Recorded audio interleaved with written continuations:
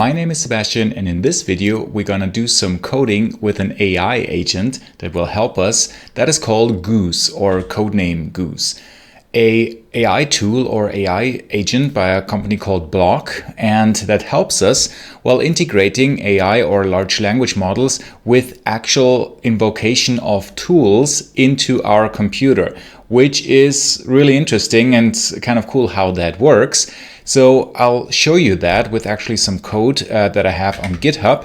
So basically what you have to do, you have to install that tool, Goose, and then you will configure it with some LLM provider.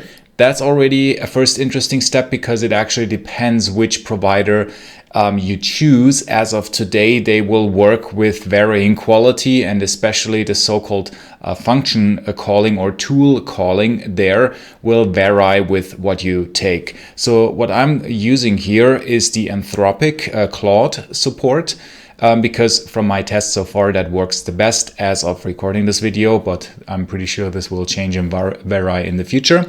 So basically what happens here, this is a tool that works on the command line that will, well, invoke and ask an LLM like you would do with a chat, like ChatGPT or some other LLMs out there. But also it integrates with tools and invocations on your computer. So it can actually invoke something right there.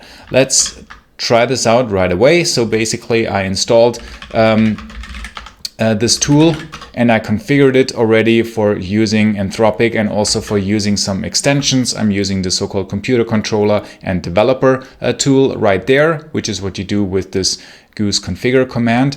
And then basically what you can do, you can say, I would like to start a session. So with the Goose session command, we can start a session right away. I'm actually starting a session in a directory of a repository. That is my coffee testing repository that you can find on GitHub. And now Goose is running and, well, we can try to ask it some questions. So there's a few things what this AI tool can help us with, and a few examples I want to give you, but of course that's about your own creativity, what you can do with it.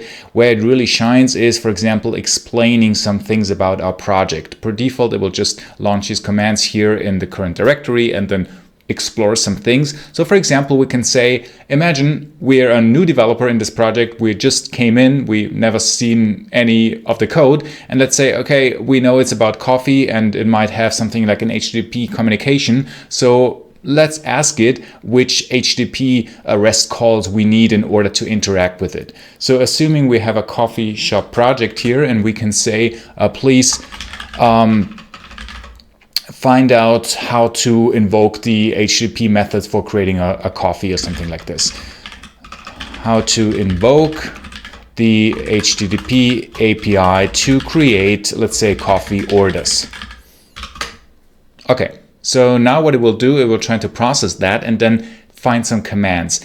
And it's really interesting because if you run it a few times, it will obviously come up with different answers, and not all of them make sense because here it's really in a sort of exploratory way. And that's kind of interesting if you watch what it's doing here. So first of all, it invoked some command that actually in my project doesn't make sense because it's asking for some markdown, like readme, but I'm not using markdown actually. Okay, then it says, okay, it doesn't find anything. Let's try something else. It tries RG is the search here. That's the search role on the command line. README, okay, I have an ASCII.doc readme file, okay, fair enough. And now it tries to find something here. Okay, this was actually easy, assuming I don't have this, or we can ask it, please ignore this README. So now that's already something, and it tells us, okay, cool, this is probably a way how to invoke these orders. Okay, that was easy because I provide this information in the README. Okay, assuming we don't have that. So let's say, okay, that's fine, but please look at the Java code. Please look at the Java code and see how to invoke the HTTP requests, for example. So let's ignore this. And now, well, we already told it that it will find Java. Okay, so now it does a similar search, and actually interesting enough. So you see, I couldn't quite script this. I am also quite surprised what it does. It searches for tests. Okay, interesting. It will find actually a bunch of integration tests here in my system. And now it will say, okay, what do we have here? Okay, that's pretty cool. So it will tell us, in this case, that's the Java code from some system tests that we have of this project, which might or might not be helpful. If I don't know about Java yet and I would like to have the more low-level HTTP request or the information thereof, then I could ask them further questions. So here it literally looked at the system test that we have. So for example, in order to invoke some new coffee order, and it will do so in this case using Java or here JSON-P for some JSON response or request. And these are the APIs. Okay, so post, create a new order, things like that. That's kind of interesting. So it will already give us some information that here it derived from the code, funny enough, from the test code. Now we could point it further out. The last time I tried it, it went into the main, into the production code already, which probably makes more sense. But it's kind of interesting to watch it, how it actually works and behaves, because it will make some assumption and say, okay, let's look at the Java files here, runs the search and then see what it gets, and feeds that back into the next prompt and next command. So it's really interesting to watch this list of commands that it invokes, and it would work in a similar way like you would as a developer or maybe as a consultant in a new project, when you say, okay, let's try to find out what do we actually have here, and you run a bunch of searches and say, okay, from this, that's that, and this looks like a Quarkus project or maybe a Spring Boot project, and okay, now what do we have next? And then you're trying to search for that code and see what you get, which is really interesting. So that's that. Let's do one more thing about saying, okay, I would like to have a specific HTTP request. Please explain how to make a specific post request to orders with an example JSON.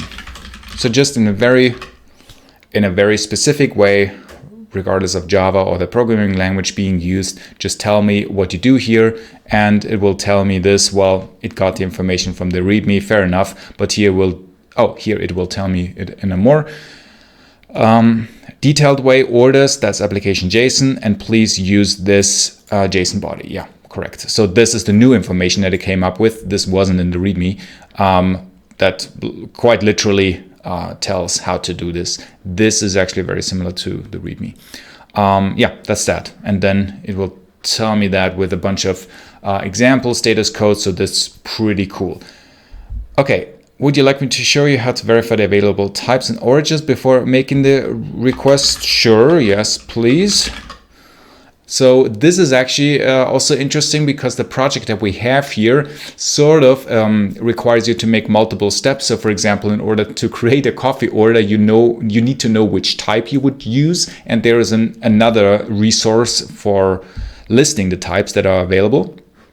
Okay, so that's that. And also, not all coffee types actually allow you to send all of the coffee origins. That's basically where the coffee beans are from. So that's also interesting, and it will tell you here what is sort of available.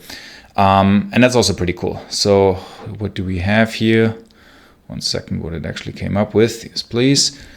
I'll show you to check the available types and so on and so forth. It's kind of interesting, because that's basically what the LLM generated. And then here you always see the invocations, like the actual tool invocations that will be executed on your computer. And this actually will be executed in your computer. So I ran different examples where I told it, okay, now please start the application, and it will literally start the Docker container, and you will see that it's then running, which is both amazing and a little bit scary. So of course, you want to be always careful what it actually executes here, and ideally run this in your project and so on. And I will create a little bit of code, and that's that. Oh yeah, and it actually tried to invoke this. And I see the server isn't running. We need to create it, and so on and so forth. And now at least it asks you. So sometimes it already will start the environment. Would you like me to help start the environment, and so on and so forth, in order to try this live? So it found actually the bash scripts in order to do this. So for example, run the environment locally. That will start a bunch of Docker containers. And then it could actually do this. So if I say, okay, yes, then it will start this. Okay, so that's kind of interesting for exploring a project. That's not that, let's not further explore it here. Actually, you can try this out yourself. I will link to the code on GitHub of my example project as well, or just try your own project. So that's kind of interesting. But now let's do a little bit more of a code creation and actually coding task that this AI agent might help us with. So for example, we have our coffee testing project, and that is a Java project that uses, or a Quarkus project that I talked about a little bit before on this channel here, that does a bunch of stuff where you can create coffee order. And I found one particular class that does some capitalization of strings specifically for what is a cute templating engine for invoking this in the front end. Okay, so that's quite straightforward. What I found is we don't have a unit test for that yet. So basically, if you put in a word, it should capitalize it. Okay, this will be invoked from within your Quarkus template code, but actually it's just a public static method, so you could just invoke it from anywhere. And actually, I would like to have a test. So I don't have a test here yet. So let's ask our AI agent, please create a test for that. And for this, these large language models are also really good, especially creating a bunch of permutations, thinking about certain aspects and use cases that we might want to be interested in, just judging from the method name, for example, and of course the context. So that's kind of interesting. So let's say, please create a unit test that tests the class string extensions. I don't even provide the package name, it could find it itself. So now I just want to create a test for it, so please do so. Okay, so first of all, it tries to find this class. Now it found it. Now it views this class. Okay, what is actually inside?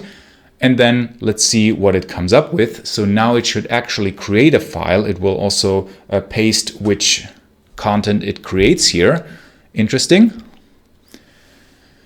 And it will tell us, okay, so on and so forth. Let's just quickly scroll through that. Okay, so basically it tells us write this file as a Java file.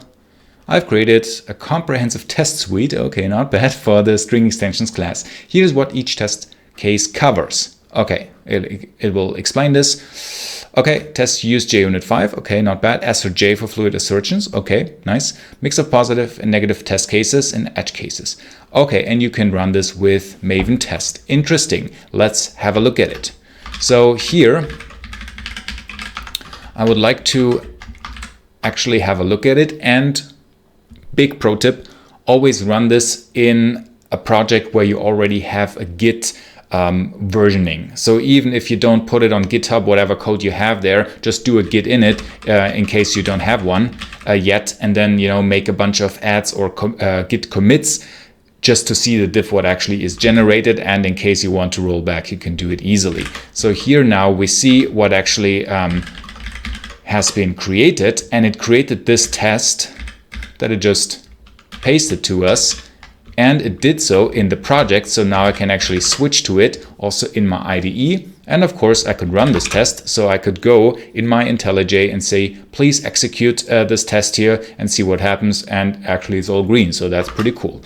Okay, also, what's interesting, it used assert_j, which is cool, I think. So this is actually, but more like out of coincidence, my technology of choice. I would use JUnit 5 and assert_j assertions. It might be the case that it saw that the assertions were there already, the assert_j assertions in the project, but fair enough, it didn't see them actually, so it didn't look at the POM XML. So here I can actually say this was more a coincidence, because when I ran this before, it used the assertions from JUnit assertions and not assert_j. So then, well, if it would have done it, I could tell you, okay, or I could show you, please now also migrate this to use assert_j instead. So this might also be cool. You can actually run now another prompt, just staying in the session, staying in this chat window, and say, okay, please now migrate this to use assert j. Okay, but that's that. Let's have a look at what it actually generated. So I would assume that it will do some capitalization testing. So basically when I put hello, it asserts that it's equal to hello. Okay, hello world. Okay, cool. Now it tries this with all caps. Okay, all lowercase. Okay, it should work. Mixed case. Okay. Single character, empty string. Okay, that's interesting. Now, apparently, the empty string will throw a string index out of bounds exceptions. Which, if you think about it, that's not really what I want. If I provide an empty string, it should give us an empty string back. And this is because here I'm using the charAt method that then would fail, obviously, if that's an empty string. So that's not cool. It's actually nice that it tested this, that it saw it, and then also assumed that this is valid and say, okay, let's test that this is the case, but actually I don't want this. And also, well, the null pointer exception, we could sort of, well, argue about that, but let's say if it's null, then also it might return null. So that's nice. Let's actually tell it, please change something so that it doesn't throw an exception on an empty string. So now please go to the string extensions class. Please change the string extensions to not throw what is it, an exception. I could look which exception it is, but I don't care, on an empty string. Okay, let's see what it does. So now I wanted to change the production code because I saw that the empty string will cause an exception. I don't want that. And so what it will do, okay, so now it changes the string extensions class. I will check this in a second that it actually changed the code already. And it will say, okay, if null, then throw a null point exception. That's sort of clunky code. You might say, yeah, well, you wouldn't need that. We can change this in a second. And if word is empty, return empty string. Okay, it's interesting how it does so. So it checks for null first, and then it returns to my code. Okay, cool. Now, what it did, it changed the test. That's kind of interesting. So you see this, that the test should then still be green. So it changed both the production and the test code. And now you will see that we have that. Okay, now we could tell it further, okay, if it's null, then also, please don't throw an exception here, but instead return null. You get the point. But it's kind of cool already that it looks at your code and then does certain assumptions. And now you can also further inquiry and say, okay, please update this accordingly. Kind of cool. Okay, so that's that. What else can we have here? As I said before, it can explore your code and then also make certain assumptions of what you have. So let's say we, for example, have our database relations, and you can make all sorts of interesting things. So for example, please create an ASCII art diagram, why not, showing the database entities and their relationships. So if we say entities and their relationships, and let's say we would like to just see what happens because we already have the coffee orders, we have the coffee types and how they work together. So that's kind of interesting. The assumptions it does. Here it searched for entity, okay. This wasn't, I guess, that successful because I usually don't name my classes that, but this is interesting because now it uses JPA, or it assumes it's JPA, and then it searches for what is at entity. Okay, that's pretty cool. And now it found the order, origin, coffee type, status. These are actually all the entities or embeddables and relations thereof. And it already came with some diagram, which is pretty cool because now we see, okay, we have an order, UID, that's a primary key, so it will tell you some information and so on and so forth, coffee type, order status, and some relationships, what you have, many to one element collection, which is your enum, and so on and so forth, which is pretty cool. So now just see this as some sort of tool that enables you to do your job much faster, especially as a consultant. If you come into a new project and say, okay, what do we have there? Let's just please see what we got. And now the prompts that I gave were also very generic. And I saw this in other examples that I tried out myself, and you will see for you, if you run the same prompts, it will come up with slightly different answers because depending on what the LLM generates. But the more specific you are, the better also the results will be. So that means here I was very generic on purpose. But if you say, okay, I know that it uses JPA and please search for this particular class or pattern or use this annotations because I know that all of the entities are named in a certain way in my project that I have here. And then, of course, it will come with better answers, or it will tell you even which code or which bash script or something to run, which command prompt to run, which is also pretty cool. So that's that. Let's just see if it created a file for this. This just might be interesting for that. No, it didn't. Save this to a text file. So then we just have it again. So again, while you are in a session, you still have the context here. So just, do something like repeat the last command. And I think everything that it placed in the 3 backticks, now database diagram text, that's where it saved it now. So then you can have a look at it or use it for some sort of presentation, which is pretty cool. So that's that. It will keep the context. Now, a few more things that might be just helpful. And, for here, it's all about your own creativity, but I aim to give you some inspiration what is possible.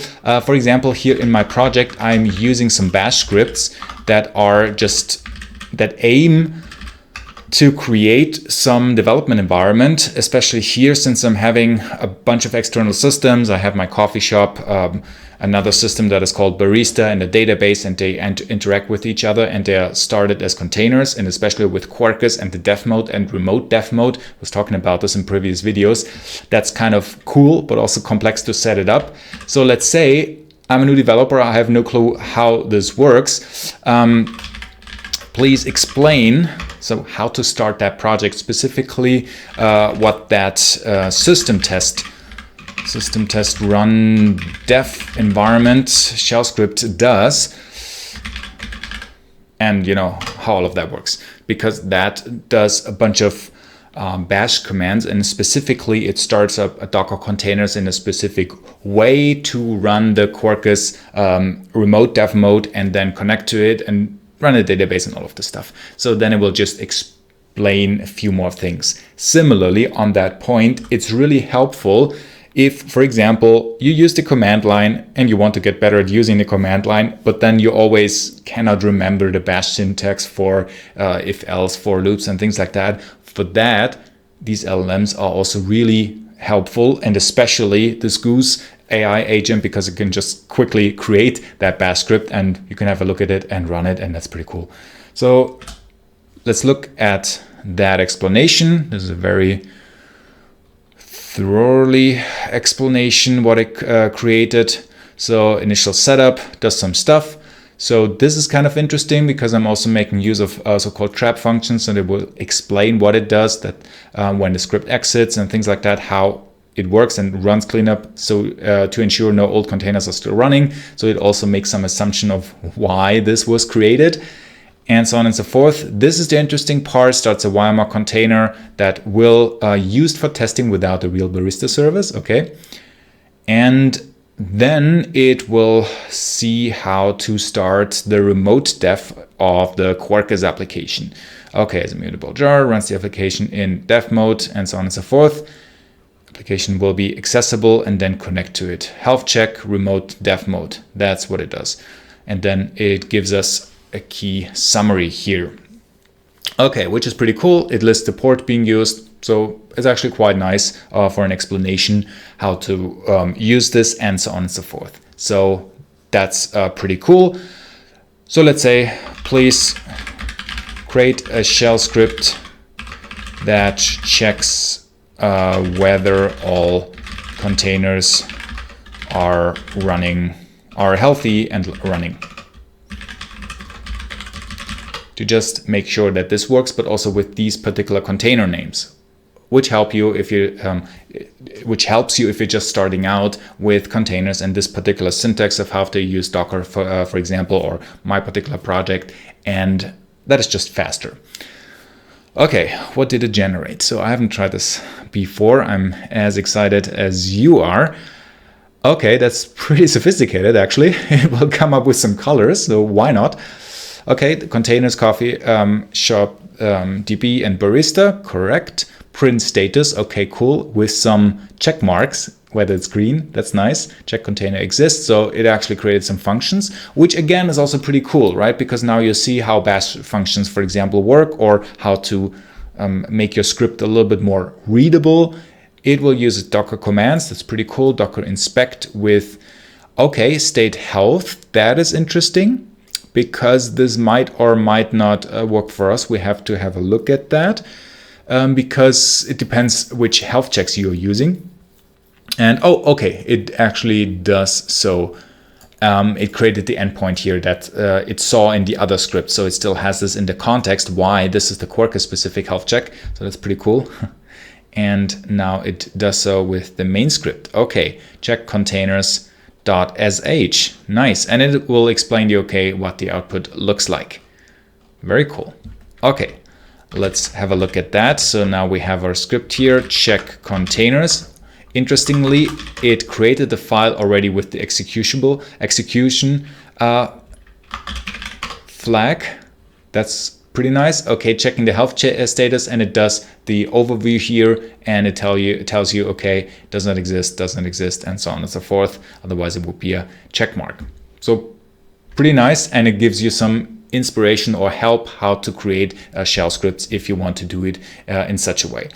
Okay, very nice. And one more example on just some test data generation in general. If you remember a video I did quite a while ago after ChatGPT came out, and my first assumption how to use these LLMs for our development work, especially for explaining some code or generating some use cases, generating some permutations, and especially test data.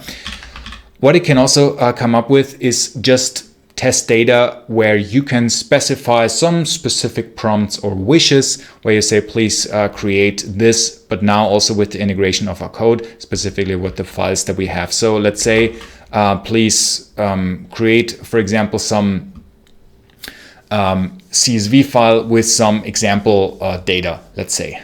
So let's please write a CSV file of English names, or like some names in the format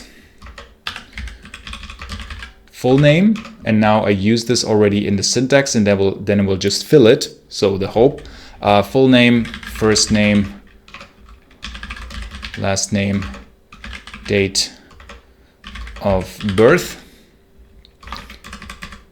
I will just have an ISO date here also, so hopefully it will generate this in the correct way. And call it, let's say, test data CSV. So it will just generate that, and now it will create us some test data. This is actually quite straightforward. This is one of the simpler tasks that you can do. So this is what it just created. Let's see what it did. Robert Brown. Okay, it created now actually with middle names. That's interesting. First time I did this, it didn't do so. Let's say you don't like the middle names. Okay, please remove the middle names, because why not? Now it needs to know what middle names are. And now it removed them, but you see the data is still correct. William Davis. Okay, cool. Now add the age as of the current date. Let's see if it does so. So I want it to add a column that is called age, and also that contains the whether or not this makes sense, but it actually will run something now that should calculate the current date. Like either it does so in the LLM directly, but also I've seen this before. Okay, now I ran into some rate limiting. This is also an interesting point that I can talk about. Now, it needs to know what is the current date actually. So because I've done this with LLMs where I could just ask it for an age and will come up with a correct answer, but based on some current date, very likely when it was trained, the model.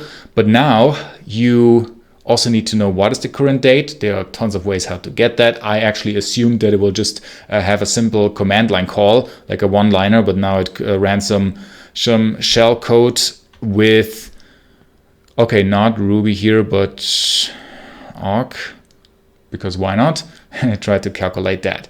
Okay, and it already did so, and now I actually ran into, that's an API restriction. Now it just actually, that's the first time it occurred. Now with this increased input, whatever LLM provider you want to try out. So actually with Anthropic, if you paste a little bit more money there with your credit card, then you have an already increased limit, which is cool. So then I didn't run into these issues while coding on a project, because unlike my examples right now, I'm not using it that extensively, but you want to either like paste more money or contact the sales there to not, run into that. In general, it is sort of not too expensive to use these APIs, because I would argue it just helps us in the job. But, still, you of course might want to have a look at that. And anyway, let's have a look how our test data looks like. And it already, at least it wasn't able to run the last step in order to view it. That's fine, I could run it again. But actually it already worked in this way that we say, what's today's date? If it calculated correctly, and that's that. So this is, 40, or it's actually not 40 yet. It's still 39 because it's not the 15th of March yet. So the age is correct. And that's that. So it did invoke this and added another line. I actually saw that now it doesn't have a title header. We could ask this again. So that's fine. We don't need to worry about this issue. Please add a title header line. So that's that. Now it should just quickly add this as well for the full name, first name, surname, and so on and so forth. So that's that. Full name, first name, last name, date of birth, and age. Perfect. So this is this. And that's a very basic example of how to use LLMs for test data. But again, it's kind of cool to invoke it on your code. And then, of course, you could do whatever. So, for example, you could now say, please create a test class that actually does this on my particular Java code. And then it invokes the JUnit parameterized test with this particular data, either from this CSV file or just do it inline in my Java code as well. And then you paste this as a string, or many other ways. So you see, there are a lot of creative ways how to use these LLM tools. And I'm quite excited about this Goose, or Codename Goose tool in general. Why? Because it just allows you to feed back in the result of the LLM with your particular project or code or command line executions. So it's pretty fun to watch it actually sort of explore what you have there, especially if you give it prompts like, please explain how this works. And it does certain assumptions and see what it gets and adapts to it and feeds back the result, and then comes up with new prompts. So again, it can also be a little bit scary, but I think it's very cool to watch that. And especially the more precise and well thought out your prompts are, the better results you typically get. So this is pretty interesting. I think give it a try. You might try out different LLM providers. I tried actually running it locally with Olama, but the results, quite frankly, weren't that good, because it, on the one hand, depends on the LLM, but also with the tool calling support. So from my point of view, for now, this Anthropic Claude import worked the best. But please let me know what you think. Put it down into the comments, whether you tried it, or once you tried it, how it works for you. And I hope this was helpful and interesting to watch. And as always, thanks a lot for watching. Bye.